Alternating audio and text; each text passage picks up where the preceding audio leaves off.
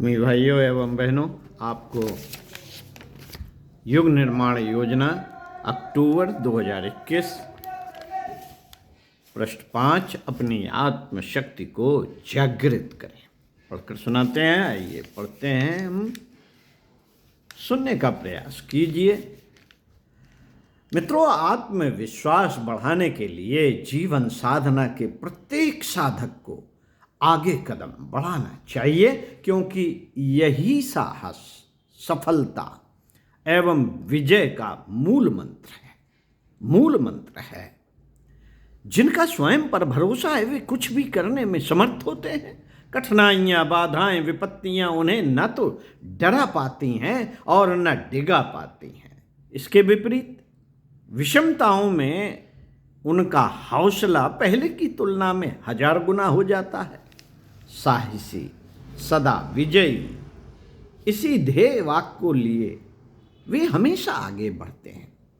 साहसी, सदा विजयी, यही ध्येय वाक्य को लिए वे हमेशा आगे बढ़ते हैं। यदि किसी वजह से परिस्थितिवश उन्हें थोड़ी देर के लिए रुकना या पीछे हटना भी पड़ा, तो ऐसी स्थिति में वे पल भर विश्राम करके अपने में नई स्फूर्ति भरकर संपूर्ण साहस के साथ फिर से संघर्ष की दिशा में चल पड़ते हैं।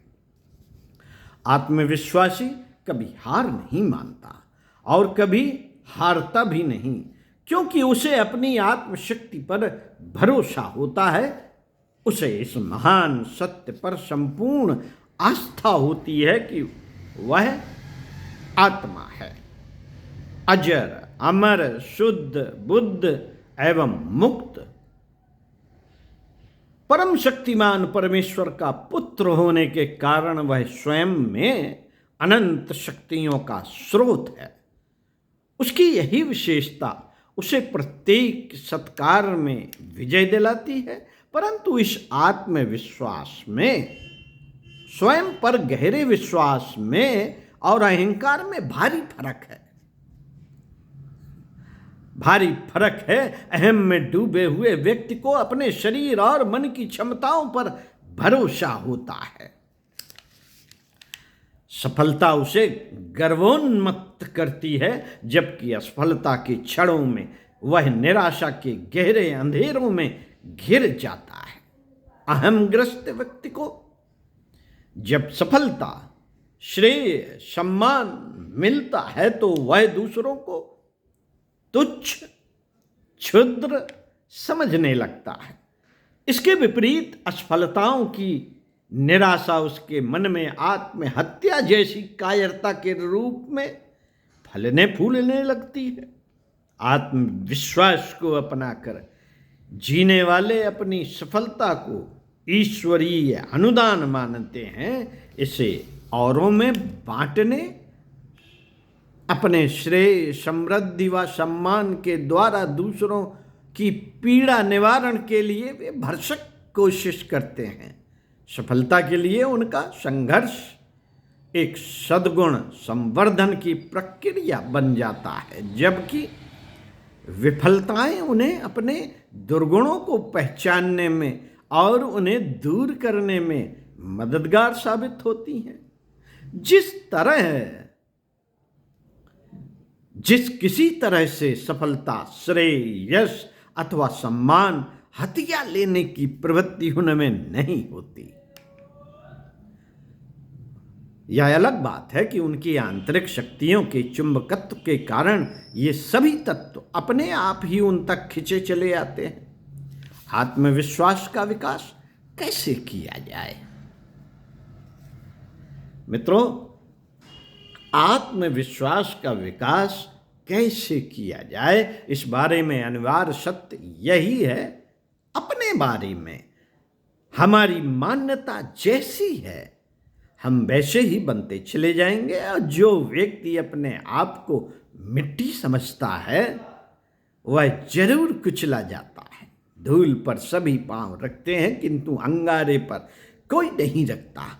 जो व्यक्ति कठिनतम कार्यों को भी अपने करने योग्य समझते हैं, अपनी शक्ति पर विश्वास करते हैं, वे चारों ओर अपने अनुकूल परिस्थितियां उत्पन्न कर लेते हैं। जिस क्षण हम दृढ़तापूर्वक किसी कार्य को करने का निश्चय कर लेते हैं,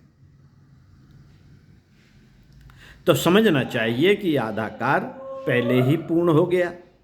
जबकि दुर्बल प्रकृति के व्यक्ति शेख चिल्ली के समान कोरी कल्पनाएं भर किया करते हैं, लेकिन आत्मविश्वास से भरे हुए व्यक्ति अपने कामों को पूरा करके दिखाते हैं।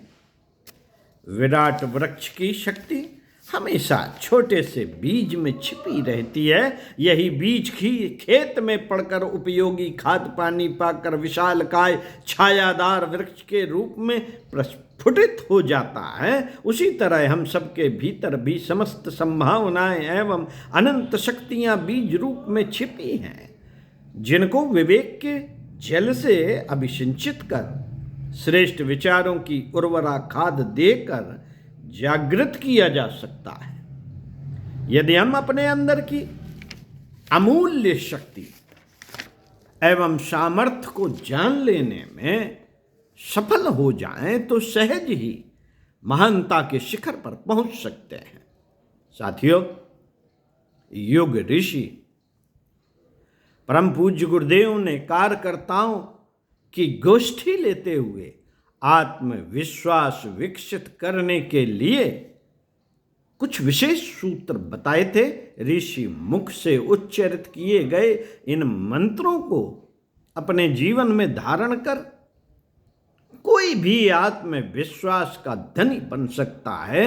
उसके लिए पहला सूत्र है, नंबर 1, हम सर्वशक्तिमान परमेश्वर के अभिन्न अंग हैं, अभिन्न अंश हैं। इस पर अटल विश्वास एवं गहरी आस्था। नंबर 2, हमारे आराध्य की समस्त शक्तियां हमसे हम में विद्यमान हैं, बस उन्हें केवल उपयोग भर करना है, ऐसा भरोसा। नंबर 3, हम किसी भी कठिन से कठिन काम को करने में सक्षम है, पर उसे हमारे इष्ट के स्वरूप, हमारी अंतरात्मा के सात्विक गुणों के अनुरूप होना चाहिए, क्योंकि आत्मविश्वास से भरा हुआ व्यक्ति कभी किसी भी अवस्था में कोई गलत कार्य नहीं करता। नंबर 4, जीवन की कठिनतम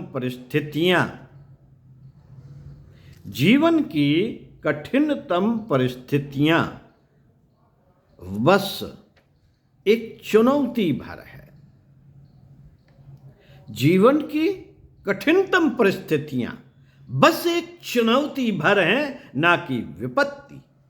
चुनौती के अनुरूप हमारे सत्साहस का जागरण होना ही चाहिए। नंबर 5, जिसे हम विपदा अथवा संकट कहते हैं, वह दरअसल हमारी आत्मशक्ति को जागृत करने के लिए प्रभु प्रेषित माध्यम भर है, इससे अधिक कुछ नहीं। नंबर 6, आत्मविश्वास से भरे हुए व्यक्ति के जीवन में 3 ही मंत्र होते हैं, संकल्प, साहस और विजय। उसके लिए संघर्ष के क्षण खुशियों से भरे त्योहार के समान हैं, जिसमें आत्मशक्ति का भरपूर विकास होता है। मित्रों, आत्मविश्वास के जागरण में होने वाली बाधाओं के बारे में पूज्यवर का कहना था कि सबसे बड़ी बाधा है, नंबर 1, चिंता करने की आदत। जो निरंतर चिंता करते हैं, उनका आत्मविश्वास कभी भी समर्थ नहीं बन पाता। नंबर 2, ईर्ष्या की प्रवृत्ति। दरअसल ईर्ष्या तभी पनपती है जब आप स्वयं हीन और दूसरों को श्रेष्ठ मानते हैं, जबकि परमेश्वर के पुत्र के रूप में हम कभी किसी से कम नहीं हो सकते। नंबर 3, संदेह एवं भ्रम भी हमारी एकाग्रता एवं स्वयं पर भरोसा नहीं होने देता। नंबर 4, शंका और संशय से जो ग्रस्त है उनमें सदा आत्मविश्वास का अभाव रहता है। नंबर 5,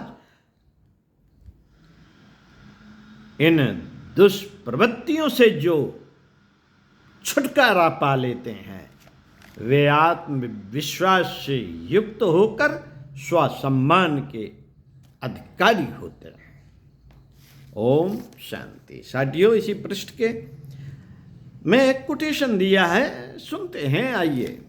अफ्रीका में जोसेफ डॉक नामक एक अंग्रेज पादरी गांधी जी के चरित्र, व्यक्तित्व व उच्च आदर्शों से अत्यधिक प्रभावित हुए। वे भारतीय धर्म और अध्यात्म पर गहन निष्ठा रखने लगे। आगे चलकर वे भारतीय स्वाधीनता संग्राम को भी न्यायोचित समझने लगे और उसका समर्थन करने लगे। उनकी यह उदारता उनके जाति बंधुओं को सहन नहीं हुई और वे तरह तरह से परेशान करने लगे। साथियों, गांधी जी को यह ज्ञात हुआ तो वे पादरी जोसेफ डॉक से बोले, आप हमारे लिए क्यों कष्ट उठाते हैं? यह तो हमारी लड़ाई है। इस पर श्री डॉक ने मार्मिक उत्तर दिया, आपने ही तो कहा था कि पीड़ितों की सेवा करना उन पर एहसान करना नहीं। वही तो मैं कर रहा हूं। मित्रों, अन्यायी चाहे जो हो उसका प्रतिकार तो करना ही चाहिए। ओम शांति।